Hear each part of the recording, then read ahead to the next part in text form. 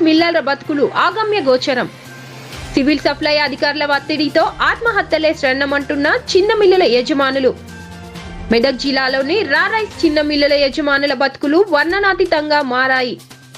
2022-2023 వద్దనంగా మిల్లులకు ధాన్యం నిల్వలు అప్పగించిన అధికారులు ఇప్పుడు మారాడించిన బియ్యం మొత్తం ఇవ్వాలని మెడపై కత్తి పెట్టడంతో పలువురు తీవ్ర ఇబ్బందులకు గురవుతున్నారు.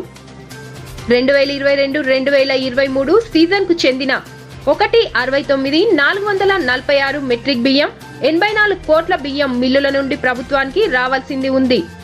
ఈ నెల 31 వరకు టోటల్ ధాన్యం ప్రభుత్వానికి బియ్యం అప్పగించాలని షరతులు విధించారు.